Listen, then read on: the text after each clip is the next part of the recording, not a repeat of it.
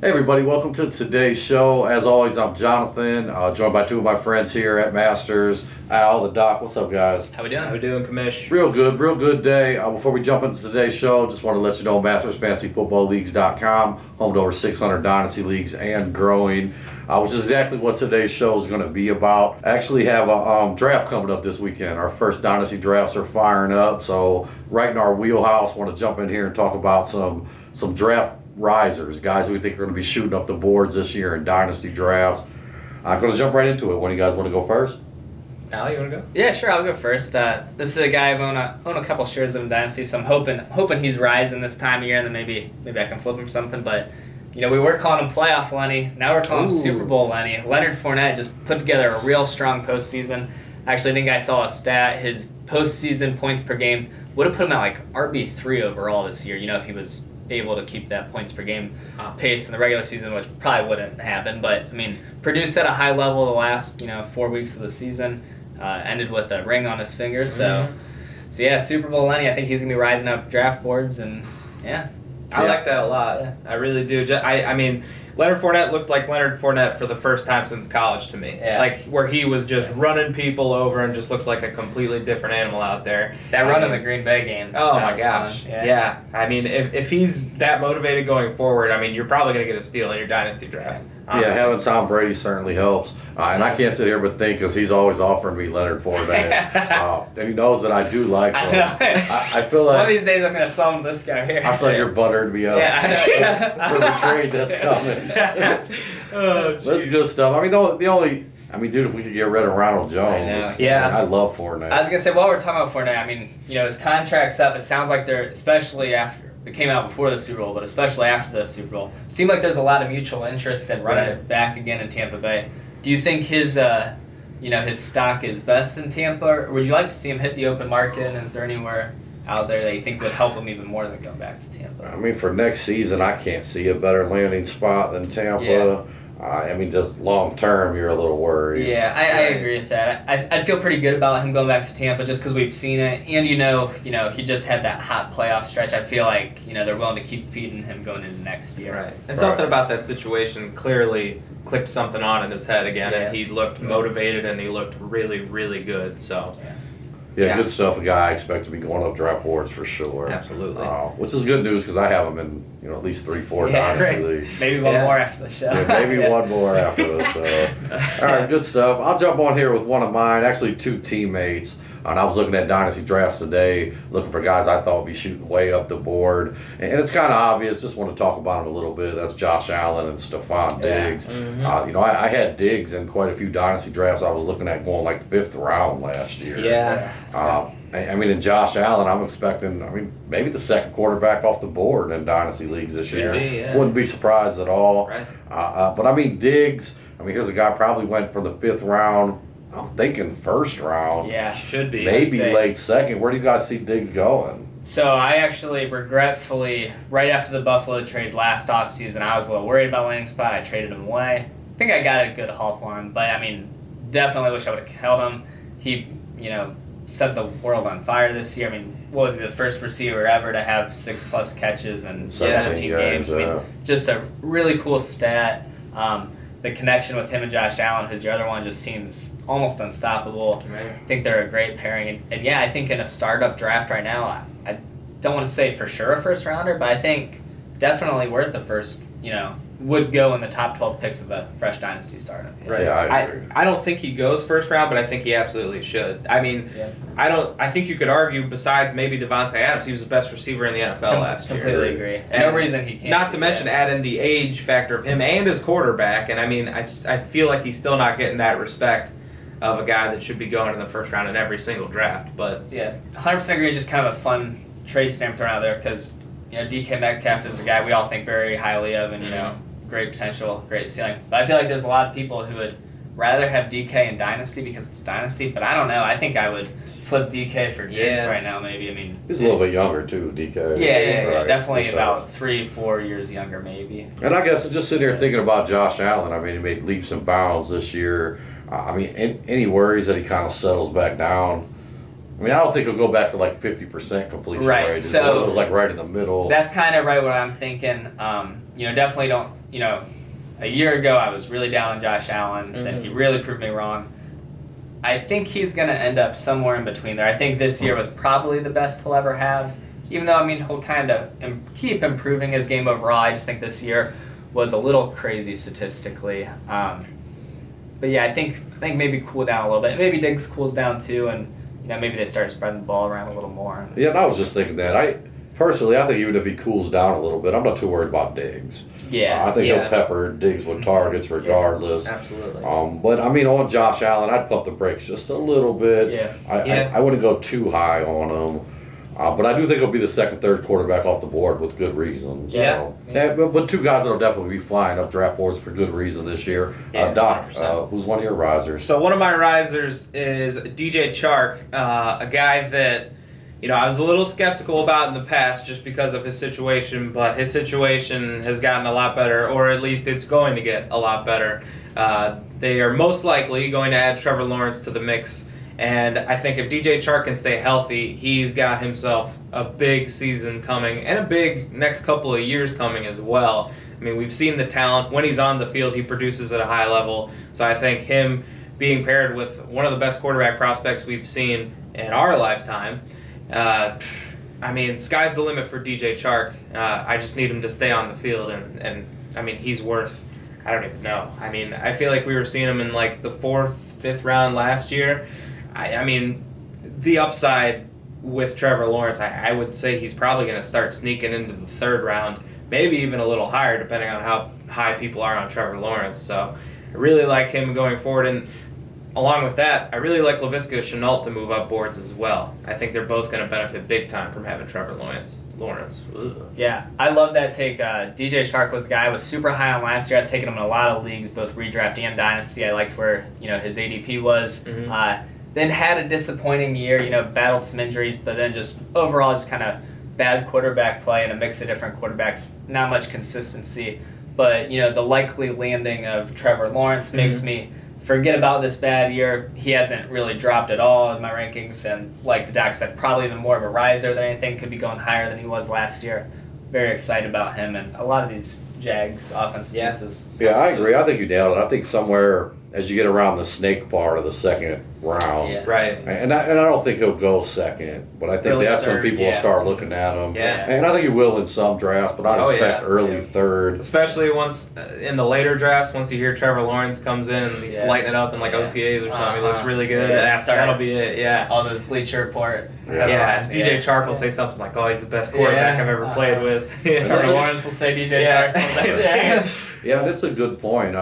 In the draft we got coming up this weekend, if guys are looking to get into the new Dynasty draft, MastersFantasyFootballLeagues.com. It's that time of the year again. We're firing drafts back up. Probably hop in and get a little bit of a discount on DJ Chark this weekend. Yeah. Most really, likely. anytime now before the NFL draft, I think, as much as we know Trevor Lawrence is number 1 pick, until it happens, the fantasy community kind of waits, so you can. It's a good opportunity. Get it now. I agree. Guys are loading up articles right now. They're waiting. So those will be out soon as draft stock will just be rising. And I definitely wouldn't be surprised to see him creep into that 2nd round. I wouldn't after be shocked. the signing. Yeah. And then another thing that'll help that, hopefully we get an off season this year. You start watching some off season, some training camp. Them guys start to look good. Yeah. That always helps guys stop. Absolutely. Definitely. So I expect that too. All right, go ahead. You got another one you want to go with? Yeah, and actually, kind of like your first 2 are teammates. I've got 2 more teammates. That's kind of it for my risers. The 2 Rams, one of them a new Ram, and Matthew Stafford, and then Cam Akers as well. Obviously, the Matthew Stafford for Jared Goff Drake went down a couple weeks ago. We actually did a show on it, so if you haven't checked it back, don't be afraid to go back a few episodes, give that a look.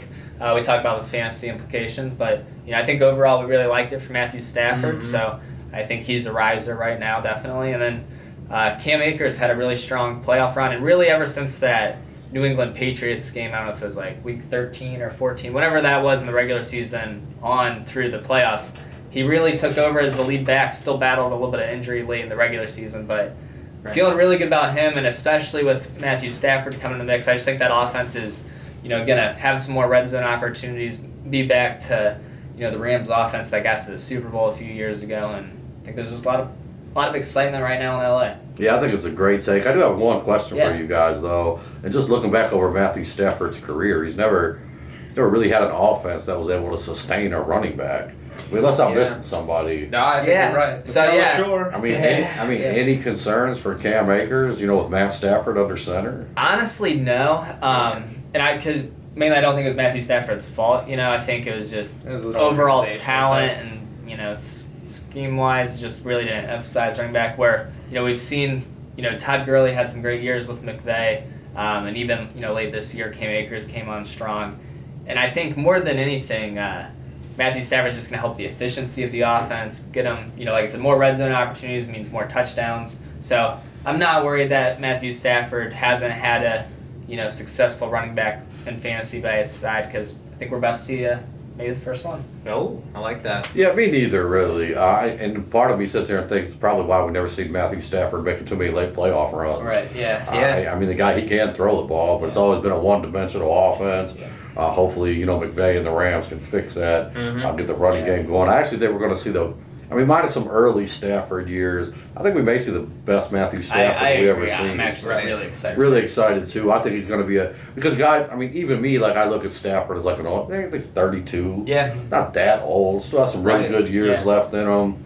So, for me, I think in redrafts and we're talking Dynasty, I think he's going to be a steal in redrafts, too. Yeah, I totally agree. For sure. I think it's a great take. Keep your guys out on Matthew Stafford. And here's a guy I could see slipping into 10th, 11th. Yeah. Oh, yeah. I say what's crazy, I think he's a free agent in some of your existing Dynasty leagues.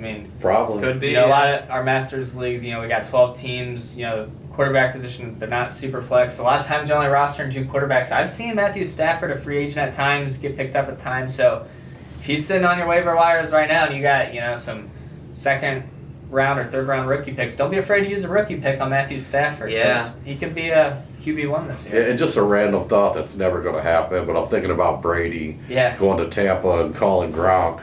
I'm thinking about a wide receiver that left and hates Detroit. I know they got. He'd have to trade in his gold jacket. That'd be really cool. If cool. I'm Matthew Stafford, I'd make the call. Forget Detroit. Come down here for a year or two. That'd be incredible. That'd be amazing. Man. I wonder what that would do to his Hall of Fame. Yeah, I wonder how that got to be would retired. Would he have to wait another 5 years to get reinducted? Just if he came delay back it. for one more? That's it. Yeah, a little delay. All right, going to jump into one of mine here. And I know it's a guy you don't particularly like. I don't love him either, but I know he's going to be shooting up draft boards this year. And I guess and it's David Montgomery. Yeah. Finished the season really strong. And I'm not exactly sure where he's going to go. I'm guessing like third round. If I had to take a guess right now. Yeah, probably. But more importantly, I wanted to ask you guys, do you think he's worth it? So I think he's going to get... I know you said I don't like, which actually... When he was drafted in college, I did actually kind of like him a lot. Yeah. Then he was disappointed a little bit as a rookie, but he obviously came on really strong last year. And I do think he's got some talent to his game.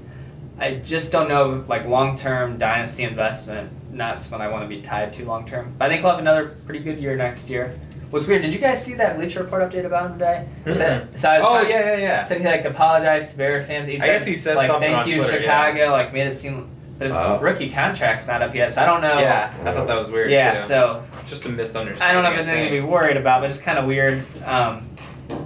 What ADP did you, or where did you say? I'm guessing in the third round. I would say that makes sense. I do think that's where he'll go. I probably won't be taking him there, but I think he's, where he's earned that right. I agree. Yeah. Yeah, and maybe don't like was a little strong. I just know that. We've been looking at what he's did, and you're not quite buying the hype. Yeah. Maybe that's better. More so than it was pretty anything. boring going up until halfway through last year. Yeah. But then at some point, at the end of the season, he was just an automatic check. I'm just going to say, hey, 2 Notre Dame offensive linemen got subbed in, and all of a sudden David Montgomery starts going off. I'm just throwing it out there, Kind of ironic, early to mid-season, he suffered a concussion.